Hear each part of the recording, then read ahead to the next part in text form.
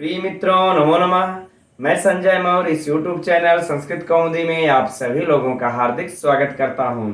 मित्रों, हम लोग अध्ययन कर रहे हैं डॉक्टर बाबूराम सक्सेना की पुस्तक संस्कृत व्याकरण प्रवेशिका के अनुसार समास विचार का, और हम लोग कल की कक्षा तक इसके गति तत्पुरुष समास तक अध्ययन कर चुके हैं। और अब आज की कक्षा का इनके पृष्ठ संख्या 254 पर दिए हुए उपपद तत्पुरुष समास से अध्ययन प्रारंभ करना है। तो आप सभी लोग अपनी पुस्तक का पृष्ठ संख्या 254 ओपन कर लीजिए। चलिए हम लोग परीक्षा की दृष्टि से गहन, सूक्ष्म और विस्तृत अध्ययन प्रारंभ करते हैं।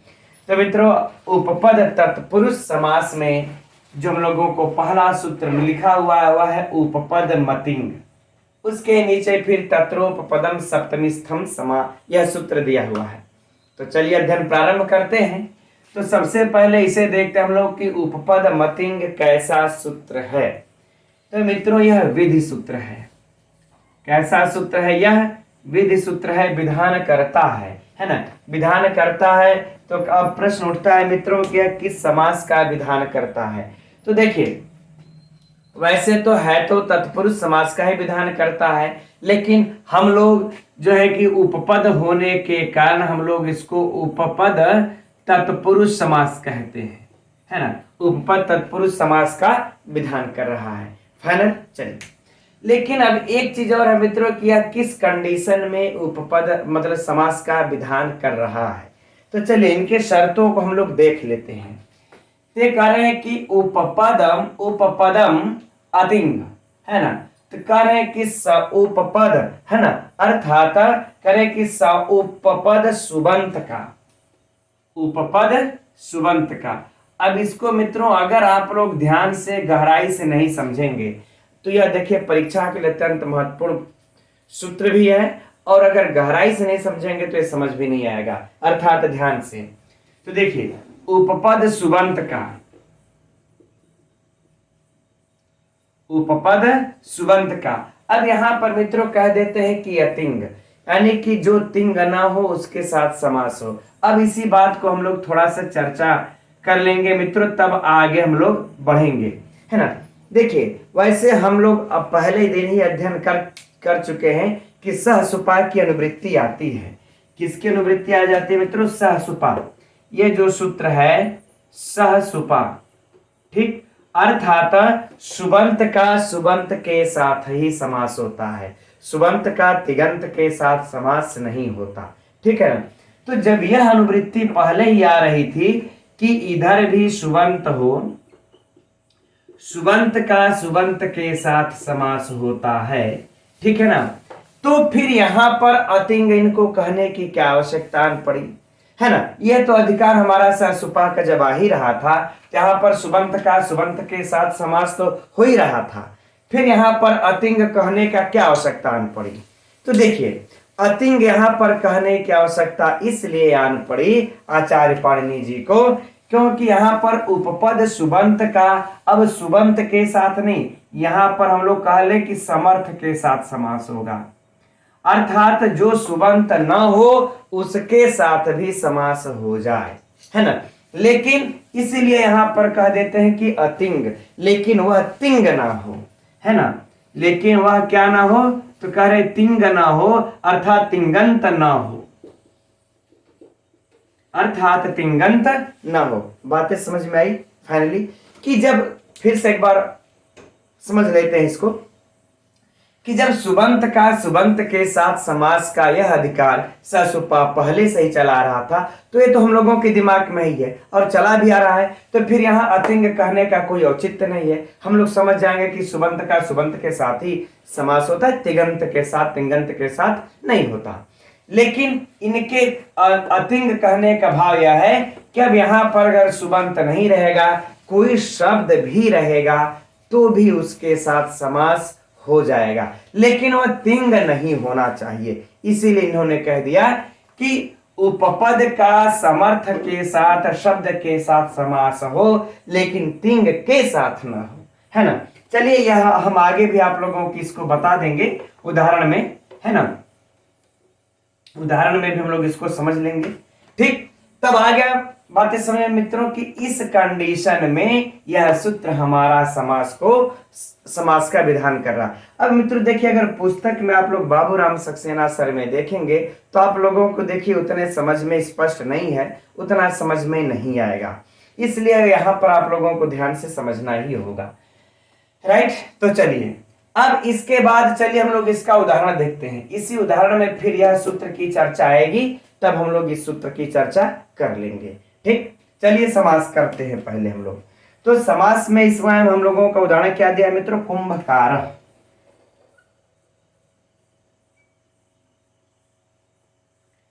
कुंभकारः है ना। अब इसका हम लोगों का लौकिक विग्रह क्या हो जाएगा? कुंभम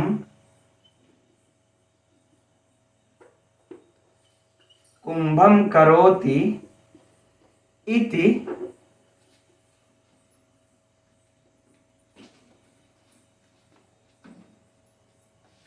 दीर्घ संधि कर लेते हैं, तो यहां पर कुंभम करोति इति कुंभकारः,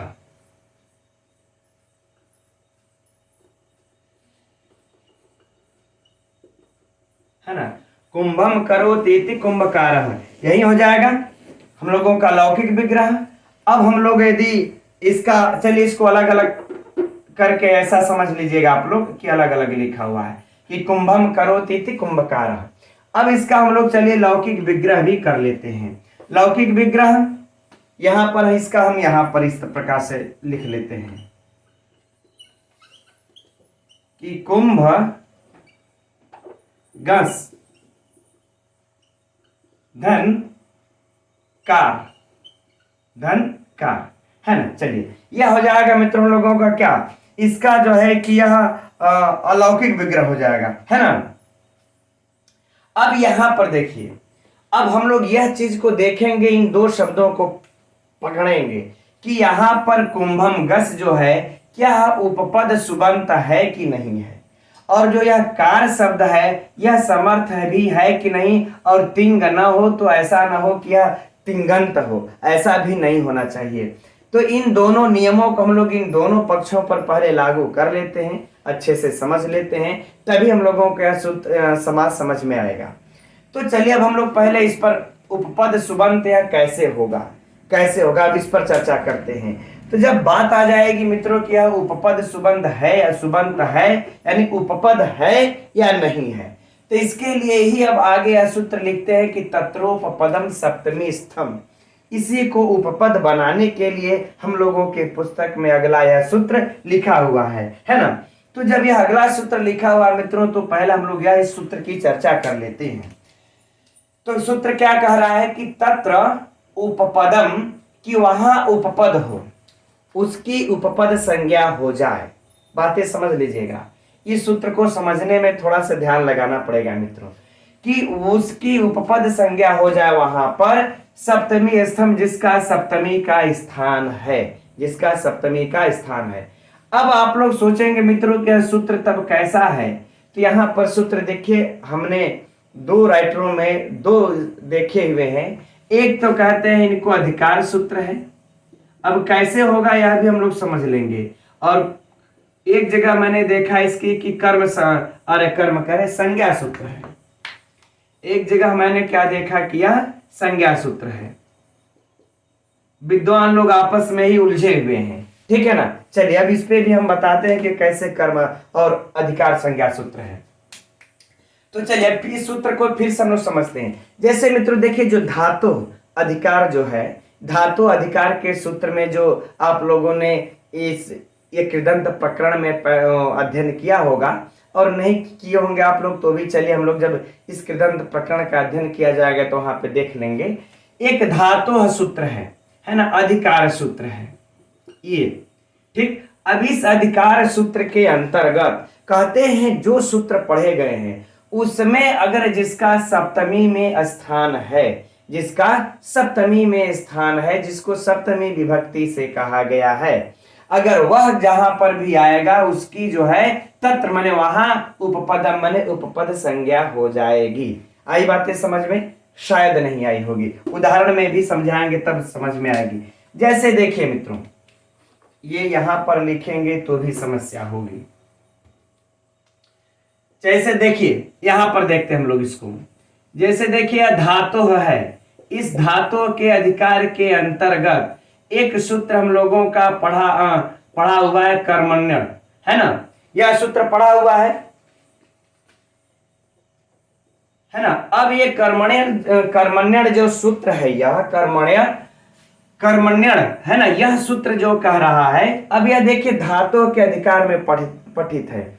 अब इसको अगर हम लोग अलग अलग करते हैं तो क्या हो जाएगा, कर्मणि अण, कर्मणि अण।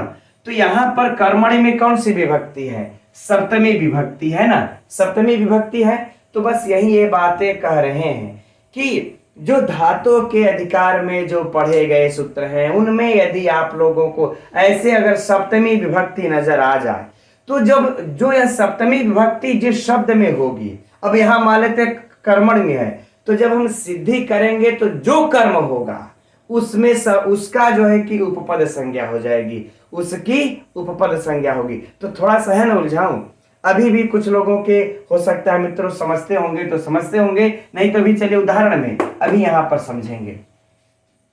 ठीक, तो देखिए अब यहां पर मित्रों हम लोगों को कुंभ, गंस और कार यह हम लोगों को प्राप्त हो जाता है ना। अब यहां पर देखिए हम लोगों का एक सूत्र काम कर जाता है मित्रों, कर्तृकर्मणो कृति, है ना। हम लोगों ने कारक में इसका अध्ययन कर चुका है कि कर्तृकर्मणो कृति इस सूत्र के द्वारा हमको षष्ठी विभक्ति प्रदान हो जाती है। तो हमें षष्ठी विभक्ति मिल गई, और षष्ठी विभक्ति होती भी है तो हमने गंस लगा लिया, लेकिन षष्ठी विभक्ति किसमें हो रही है यह सोचने की बात है। तो यह षष्ठी विभक्ति किसमें करता है मित्रों, यह कर्म में करता है।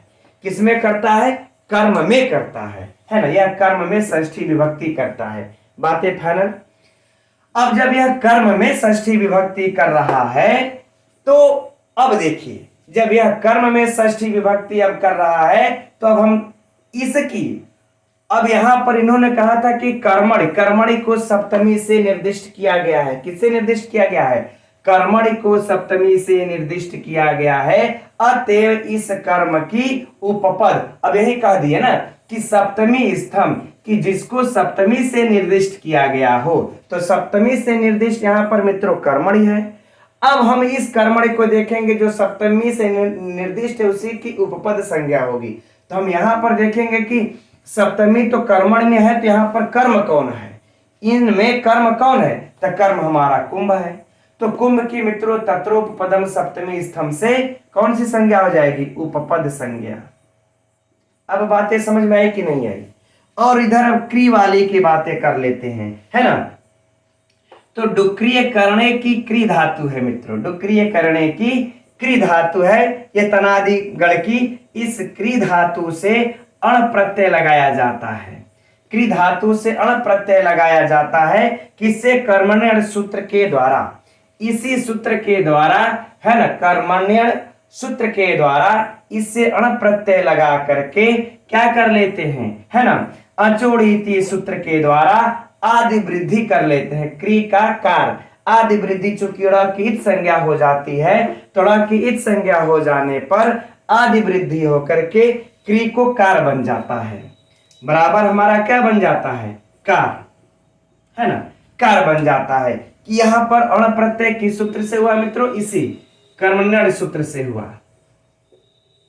इसी सूत्र के द्वारा यहां पर इसको हुआ है। अतएव अब हमारा इसका जो कर्म होगा मित्रों एकदम स्पष्ट रूप में, अब बताइए इसका उपपद संज्ञा हुआ ना।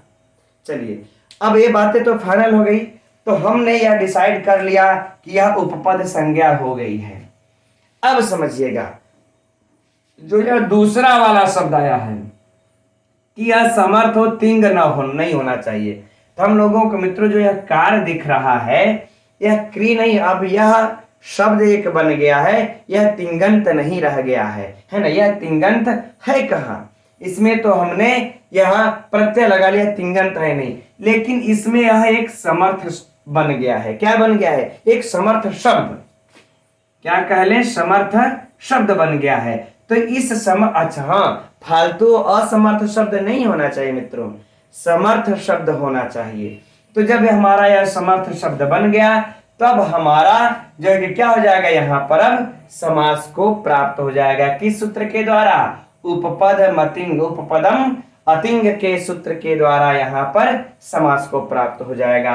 अब समास को प्राप्त करके तो बाकी अब वही बातें हो जाएंगी। प्रथमा निर्दिष्टम समास उपसर्जनम से उपसर्जन संज्ञा, फिर उपसर्जनम पूर्वम से पूर्व में प्रयोग, कृत अद्यति से प्रातिपदिक संज्ञा, सुपो धातु प्रातिपदिकों से घस का लोप करके हम लोग मिला लेंगे। क्या बन जाएगा? कुंभकार। सुआद की उत्पत्ति कर लेंगे कुंभकार, अर्थात कुम्हार, जो कि घड़ा इत्यादि बनाने वाला। आगे बातें समझ में है ना? तो यह देखिए रहा मित्रों, हम समझते हैं कि अब आप लोग बहुत ही, मैंने थोड़ा सा इसमें गहराई था लेकिन मैंने बहुत ही शॉर्टकट में इसको अच्छे से समझा दिया।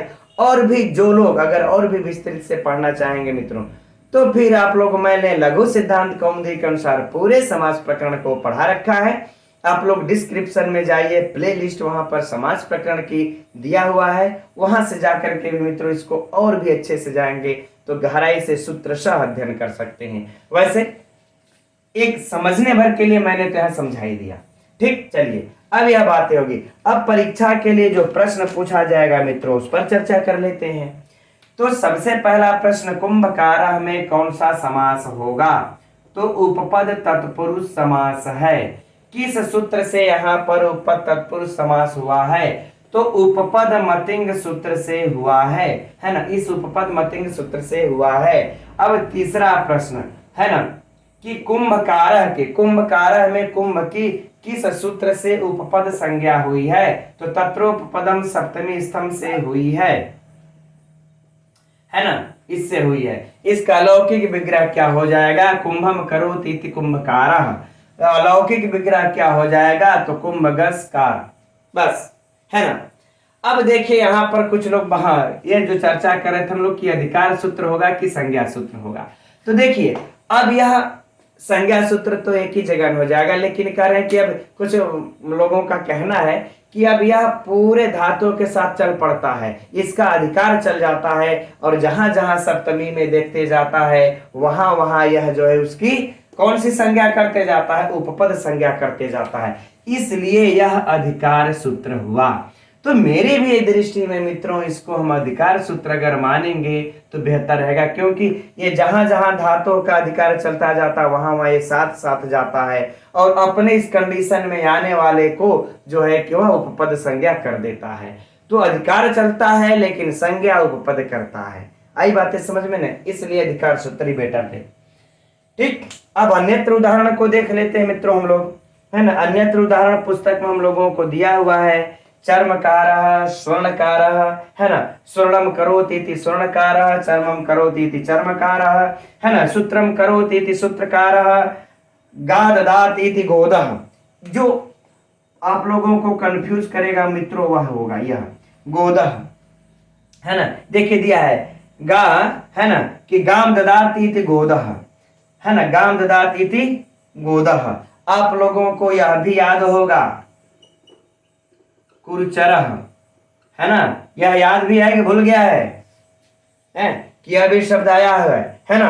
अर्थात कुरु सचरिति इति कुरुचरः, उपपद तत्पुरुष समास यहाँ भी हो जाएगी, है ना?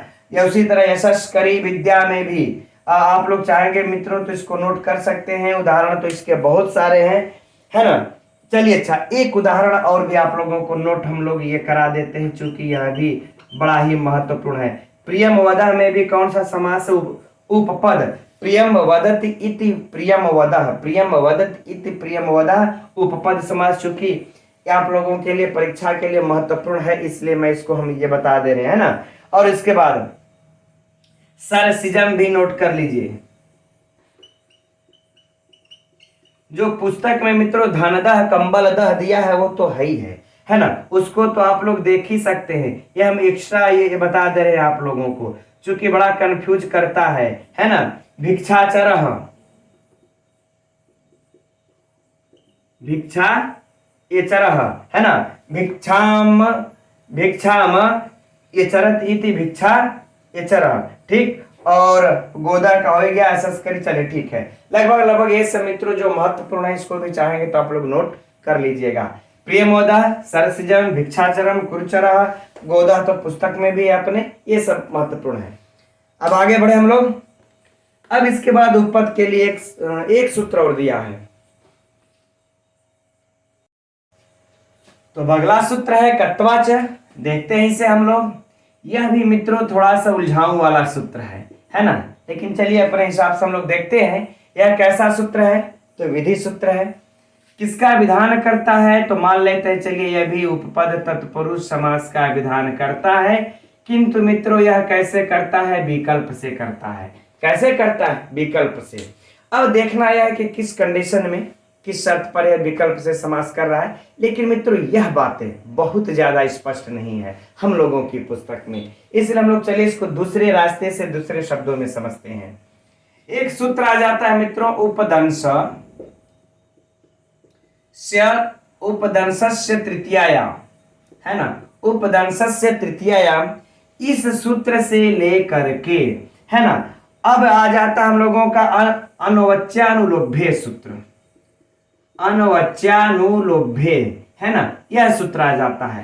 कहते हैं कि इस उपदंश तृतीयायाम सूत्र से लेकर के अनवच्यायाम, है ना, अनवच्यानुलोभ्य सूत्र तक बीच में जितने भी उपपद आ जाएंगे, बीच में जितने भी उपपद आ जाएंगे, है ना, इन उपपदों का, इन कह रहे हैं कि इन उपपदों का, इन उपपद का कत्वा प्रत्यांत शब्दों के साथ क्या हो जाएगा? विकल्प से समास हो जाएगा।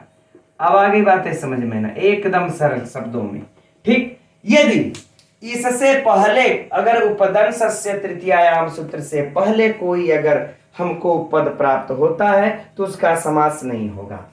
इसके बाद भी कोई प्राप्त होता है तो उसका भी समास नहीं होगा। बस किसका होगा? तो करें इन दोनों सूत्रों के बीच में जितने भी सूत्र होंगे, उन सूत्रों में जो भी उपपद आएंगे उनका कर्ता प्रत्यांत के साथ विकल्प से भी समास होगा। तो इसी में मित्रों हम लोगों को क्या आ जाता है? उच्च ही कृत्य, है ना, उच्च ही कृत्य और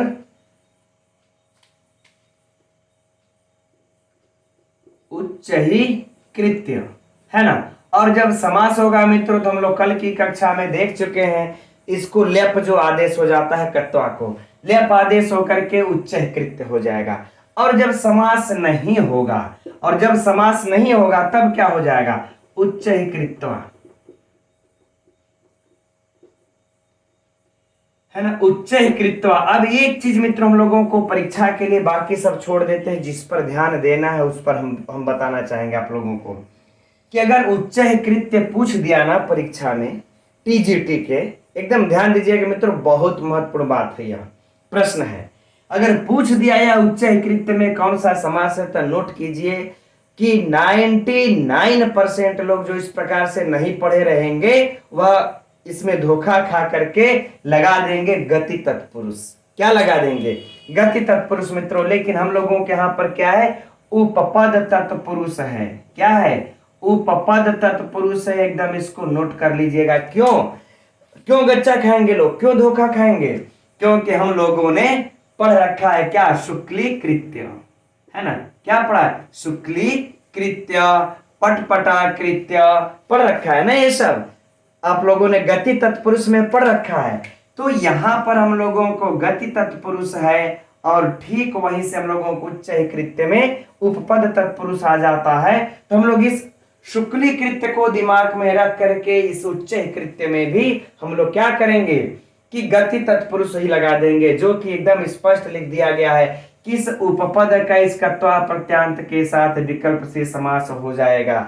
एक बार समास होगा और एक बार समास नहीं होगा। लेकिन इससे परे जब आ जाएंगे, जैसे कि इससे बाहर हो जाएगा, जब जैसे कि अलम कृत्वा, इस सिद्धांत कौमुदी में मित्रों अगर आप लोगों ने अध्ययन किया होगा तो क्या होगा, यह सिद्धांत कौमुदी में इस सूत्र में जब देख लेंगे आप लोगों को तो क्रम संख्या 785 पर लगभग जो सिद्धांत कौमुदी का क्रम है उसी क्रम पर देखेंगे यह सूत्र लिखा हुआ है कत्वाचर। वहां पर आप लोग जाएंगे तो विशिष्ट मतलब जिसको अगर विशिष्ट रूप में अगर देखना हो तो वहां से देख सकते हैं, है ना। लेकिन यहाँ पर हम लोगों को बस परीक्षा के उपयोगी देख करके आगे निकल बढ़ना है। ठीक, तो ये बातें समझ में आ गई मित्रों कि इस उच्चय कृत्य में उपपद तत्पुरुष समास है और इस शुक्ली कृत्य में गति तत्पुरुष समास है। परीक्षा के लिए एकदम बेहद बेहद, नहीं तो अगर पूछ देगा मित्रों तो एक क्वेश्चन आप लोग गंवा बैठेंगे, है ना, एक प्रश्न आप लोग यह गंवा बैठेंगे।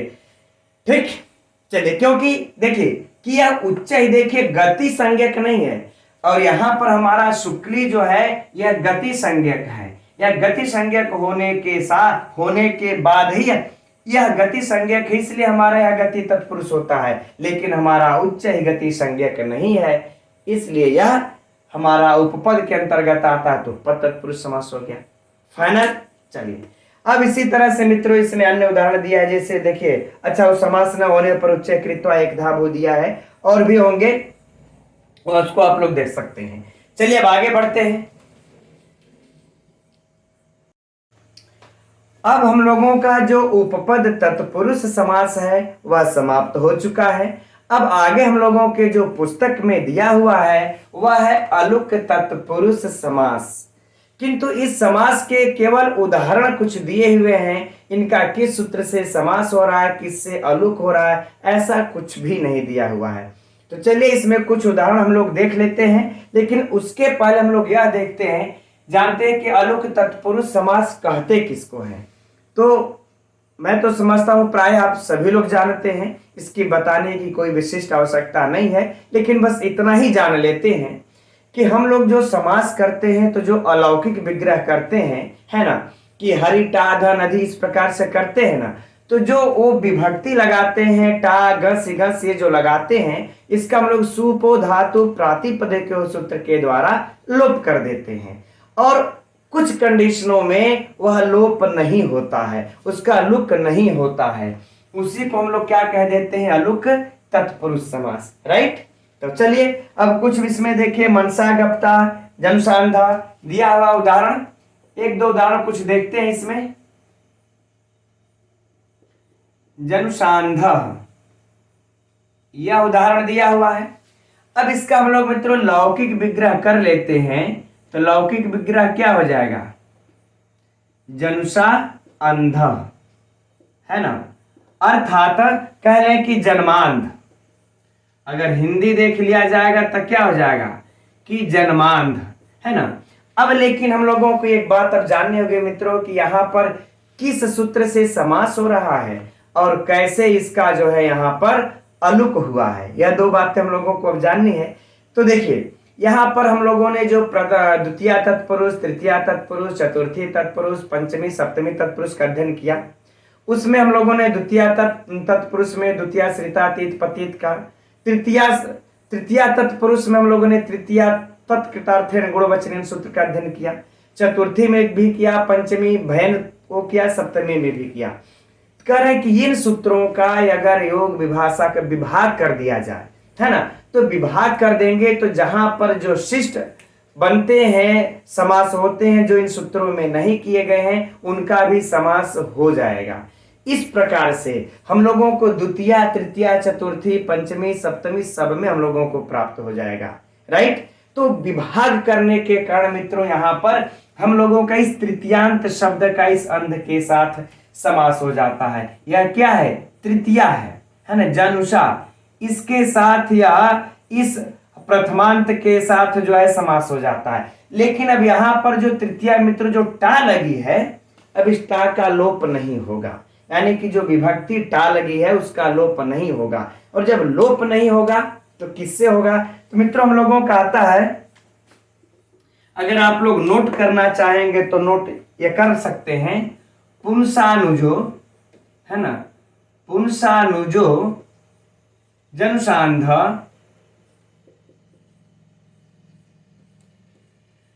इति, है ना, इति च वक्तव्यम। ठीक, यह आ जाता हम लोगों का एक जो है कि, लेकिन यह मित्रों काशिका में आया है, काशिका नामक ग्रंथ में। यह आप लोग इधर उधर ढूंढेंगे तो यह प्राप्त नहीं होगा, कास्का में देखेंगे तो 6-3-3 पर यह आया हुआ है ना। अगर आप लोग इसको वार्तिक कार में ढूंढेंगे, चाहे इधर उधर मतलब ये कास्का ग्रंथ का है। यह कहते हैं कास्काकार। अब इस ग्रंथ के बारे में सभी लोग जानते हैं, उसकी चर्चा की आवश्यकता नहीं। करें पुंसानुजो जनुसांध इति, यानी कि जो जनुसांध शब्द है इसमें कह रहे हैं कि यह विभक्ति का लोप नहीं करना चाहिए, है ना। तो जब हम विभक्ति का लोप नहीं करेंगे मित्रों तो तृतीया लग करके जनुसा रहेगा, अंध के साथ समास कर देंगे, क्या बन जाएगा, जनुसांध, है ना। फाइनल यही हम लोगों के पुस्तक में दिया है। लेकिन यह मित्रों आप लोगों को हम एक ज्ञान के लिए बता दें, लेकिन ये परीक्षा का प्रश्न नहीं है, ठीक है। बहुत करेगा तो इसमें आप लोगों से यही पूछा जाएगा, है ना। जनुसांधा में कौन सा समास है, पूछा नहीं जाएगा। यह हम आप लोगों को प्रमुखता से बता रहे हैं कि पूछा ही जाएगा और अच्छे अच्छे लोग कंफ्यूज हो जाएंगे। इसलिए इसमें याद रख लीजिए मित्रों, कौन सा है, अलुक तत्पुरुष समास है। और ये क्या, जितने भी उदाहरण दिए हैं सब में अलुक तत्पुरुष समास है। अब थोड़ी सी बात कर लेंगे हम लोग, जैसे अब आगे देखिए इसी प्रकार से परस्मय पदम दिया हुआ है ना, परस्मय पदम, आत्मने पदम, ठीक। इसका अगर देखेंगे हम लोग तो परस्मय पदम, अलुक तत्पुरुष का सबसे बड़ा फायदा है मित्रों यही कि बस इसको अलग अलग कर दीजिए, लौकिक विग्रह में कोई दिमाग नहीं लगाना है ना, कि क्या होगा। बस क्या हो जाएगा, परस मैं और फिर क्या हो जाएगा आगे, पदम, परस्मय पदम। अब यहां पर देखिए मित्रों, जो इसमें हुआ है तादर्थ अर्थ में चतुर्थी तत्पुरुष है। अगर देखा जाए जैसे यहां पर हम लोगों ने देखा कि तृतीया तत्पुरुष है, अगर मान लेते हैं अलुक न दिया हो तो हम तृतीया तत्पुरुष यहां पर कह सकते हैं, है ना। अलुक तो जब लुक नहीं होता तो हम लोग अलग से नाम ये देते थे कि अलुक तत्पुरुष, अलुक तत्पुरुष समास है। लेकिन आप लोग उदाहरण के तौर पर रखिए, अगर मान लेते परीक्षा में अलुक का विकल्प ही नहीं दिया है तब क्या कर सकते हैं, तब आप लोग तृतीया तत्पुरुष लगा दीजिएगा, क्योंकि इसमें तृतीया है, तृतीया के अर्थ में हुआ है। उसी प्रकार से यहाँ पर परस्मय पदम, यहां पर हम लोगों का तादर्थ में चतुर्थी हुई है ना, तादर्थ में चतुर्थी हुई है। अब लेकिन लोप भी नहीं हुआ, इस चतुर्थी का, चतुर्थी विभक्ति जो लगी है इसमें, इसका लोप नहीं हुआ है। तब वो किस सूत्र से नहीं हुआ है मित्रों, तो हम लोगों का परस्य च एक सूत्र आ जाता है अष्टाध्यायी में, परस्य च एक सूत्र आ जाता है हम लोगों का अष्टाध्यायी में। इस सूत्र के कहता है कि इसी सूत्र के द्वारा इसमें विभक्ति का लोप नहीं होता है और सीधे सीधे हम लोग परस्मय पदम लिख देते हैं। इसी प्रकार से देखिए हम लोगों का आगे क्या दिया हुआ है, आत्मने पदम, है ना, क्या दिया हुआ आगे, आत्मने पदम। अब यहां पर भी मित्रों वही बातें हो जाएंगी, है ना, आत्मने पदम, ठीक। यहां पर भी जो है कि चतुर्थी का लोप नहीं हुआ है, तादर्थ, ये तादर्थ में यहां पर चतुर्थी हुई, लोप नहीं हुआ, और आत्मने पदम।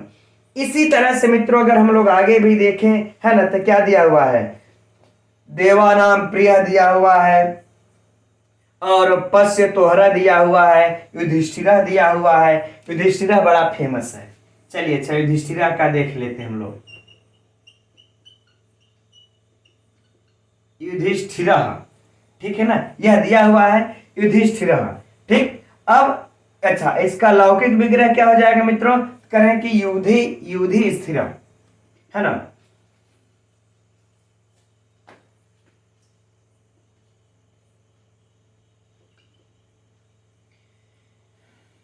युधि कर लेते हैं। इसके बाद धन लगाने की आवश्यकता नहीं, स्थिर, युधि धन स्थिर, है ना, युधि स्थिर, यह कर लेते स्थिर, ठीक है। अब यहां पर देखिए स्थिर, युधि स्थिर अर्थात युद्ध में स्थिर। अब यहां पर अगर इसका मूल रूप अगर देखा जाएगा मित्रों तो क्या हो जाएगा, युद्ध, है ना। अब इसमें सप्तमी विभक्ति लगाया हुआ है, सप्तमी विभक्ति लगी है ना, एक हम लोगों का सूत्र आ जाता है, यह तो आप लोगों को लघु सिद्धांत कौमुदी में भी प्राप्त हो जाएगा, है ना। कौन सा सूत्र आ जाता है, हला, हल दंतात, हल दंतात सप्तम्या, है ना।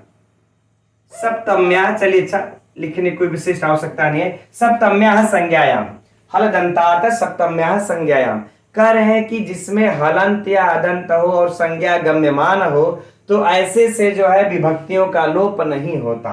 यहाँ पर मित्रों ये हलंत होने के कारण और संज्ञा गम्यमान है हमारा ना, युधिष्ठिर माने युधिष्ठिर, महाराजा युधिष्ठिर, तो संज्ञा जब गम्यमान होती है तो फिर इसका लोप नहीं होता है। फिर हम लोग क्या कर लेते, युधि धन स्थिर, स्थिर हो जाने के बाद एक ये गवि युधिभ्याम स्थिर सूत्र से इस सकार को क्या कर लेते हम लोग, शकार कर लेते हैं। क्या कर लेते हैं, शकार। किस सूत्र से, गवि युधिभ्याम स्थिर के द्वारा हम लोग इसके दंतव्य शकार को मूर्धन्य शकार कर लेते हैं और फिर इष्टुनाष्टु सूत्र द्वारा इस शकार को हम लोग क्या कर लेते हैं, ठकार कर लेते हैं, है ना। इष्टुनाष्टु लगा देते हैं, ठकार करके हम लोग बना लेते हैं युधिष्ठिर, नहीं तो युधिष्ठिर हो जाता, लेकिन बन क्या गया ये, युधिष्ठिर। आगे बातें समझ में। तो यहाँ पर भी मित्रों कौन सा समास है, अलुक तत्पुरुष समास है।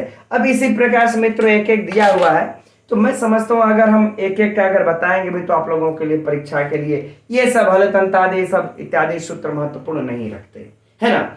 इसलिए इसको हम लोग बाकी सब देख लीजिएगा और बस एक लाइन से याद ये कर लेना है कि खेचरा जो भी आगे सब दिया हुआ सरसिजम खेचरा इस सब में क्या है, अलुक तत्पुरुष समास है, फाइनल। अब आगे देखते हैं क्या है, मध्यम पदलोपी तत्पुरुष मयूरवंशकादि तत्पुरुष समास। इसको भी झटके में देख के आज ही समाप्त करके हटा देते हैं। तो अब आगे हम लोगों के पुस्तक में पृष्ठ संख्या 256 पर यह मध्यम पद लोपी तत्पुरुष समास प्राप्त होता है। तो चलिए देखते हैं यह समास किसको कहते हैं, इसका उदाहरण क्या है। पहले उदाहरण से ही प्रारंभ करते हम लोग, तब इस वार्तिक को देखा जाएगा, है ना। क्योंकि इस वार्तिक की भी चर्चा है यहाँ पर, इसलिए मैंने एक पुस्तक में, इसलिए मैंने इसको लिख लिया है। तो इसका उदाहरण क्या है मित्रों, शाक पार्थिव, शाक पार्थिव अर्थात शाक का प्रेमी राजा, शाक खाने का प्रेमी राजा। अगर इसका हम लोग लौकिक विग्रह देखा जाए तो क्या हो जाएगा, शाक प्रिय पार्थिव, यह लौकिक विग्रह हो जाएगा। अलौकिक विग्रह क्या हो जाएगा, अलौकिक विग्रह चलिए यहां लिख लेते हैं इधर नीचे, शाक प्रिय सुधन पार्थिव सु, ठीक है। यह हो जाएगा हम लोगों का इसका लौकिक विग्रह। अब यहां पर देखिए शाक प्रिय सु पार्थिव सु का जो यह समास हो जाता है, तो यहां पर हम लोगों को विशेषणम विशेषण बहुलम से समास होता है ना। विशेषणम विशेषण बहुलम से समास होता है, इसको नोट कर लीजिएगा। चूंकि यह विशेष हो गया या विशेषण हो गया, इसलिए यहां पर समास हो गया इस सूत्र के द्वारा। अब समास हो जाने पर मित्रों यहाँ पर अब बाकी आगे सु आदि की विभक्ति होकर के सु का लोप हो जाता है। अब शाक प्रिय पार्थिव बचेगा। तो यहाँ पर हम लोगों का जो यह मध्यम पद है इसका, अब इस प्रिय का अब कहते हैं कि शाक पार्थिव आदि की सिद्धि में उत्तर पद का लोप कहना चाहिए, ऐसा वार्तिककार ने कह दिया। तो हम लोग इस उत्तर पद का लोप करके क्या बना लेते हैं, शाक पार्थिव बना लेते हैं, ठीक। तो यहां पर किससे लोप हुआ, इस वार्तिक से लोप होकर के बन गया हम लोगों का शाक पार्थिव है, राइट। चलिए अब आगे मित्रों हम लोगों का इसी प्रकार से बन जाता है क्या, उदाहरण में दिया हुआ है देव पूजक, तो देव पूजक है ना, देव पूजक ब्राह्मणों, इसको देख सकते हैं। आगे भी और देखिए उदाहरण और लिख लीजिए, छाया तरु है ना, अर्थात छाया प्रधान तरु है ना, कि जो छाया प्रधान हो ऐसा वृक्ष, ये प्रधान वाला मध्यम पद का लोप हो गया, ठीक। आगे देख लीजिए अश्वयुक्तो रथ, अश्वरथ, अन्य उदाहरण भी अश्वयुक्तो रथ, अश्वरथ, अश्व घोड़े से युक्त रथ, युक्त इसमें से लोप हो गया मध्यम पद। आगे देख लीजिए पर्णशाला, यह तो परीक्षा में पूछा जा चुका है मित्रों। पर्णशाला महत्वपूर्ण है ना।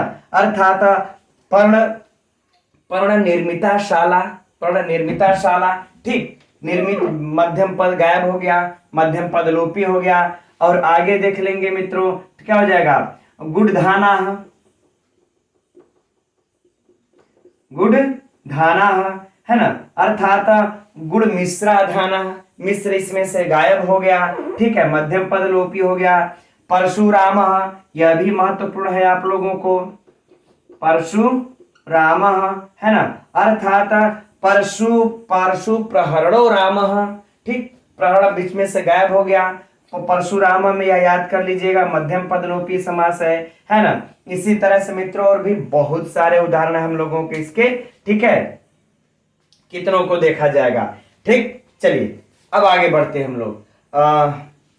क्या है, मयूर वंशकादि तत्पुरुष समास, ये भी बस है, थोड़ा सा देख करके झटके में निकलते हैं। अब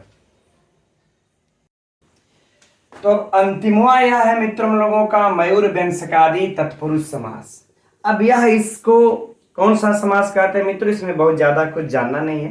पुस्तक में हम लोगों के स्पष्ट लिखा हुआ है कि कुछ ऐसे तत्पुरुष समास जिसमें नियमों का प्रत्यक्ष उल्लंघन देखा जाता है, उसको महर्षि आचार्य पाणिनि ने मयूर वंशकादि समास की संज्ञा दे रखी है। जैसे उदाहरण में देखिए हम लोगों को मिलता है व्यंसकः मयूरः, व्यंसकः मयूरः, है ना। अब यहां पर देखिए मयूर को बाद में होना चाहिए था, व्यंसका को पहले होना चाहिए था, लेकिन यहां पर नियमों का स्पष्ट उल्लंघन हो गया। और नियमों का स्पष्ट उल्लंघन होकर के क्या हो गया, है ना, देख रहे ना, मयूर व्यंसकः, ठीक, तो यह नियमों का उल्लंघन हो गया, है ना। तो ऐसे जो समास है मित्रों उनको हम लोग क्या कहते हैं, जिसको मयूर व्यंजक अर्थात चालाक मोर, जैसे चालाक मोर एकदम नियमों का उल्लंघन करके अपना चालाकी से इधर उधर निकल लेते हैं, ठीक उसी प्रकार से। क्योंकि मित्रों जो भाषा है वो तो देखिए पहले बनी, व्याकरण बाद में लिखा गया।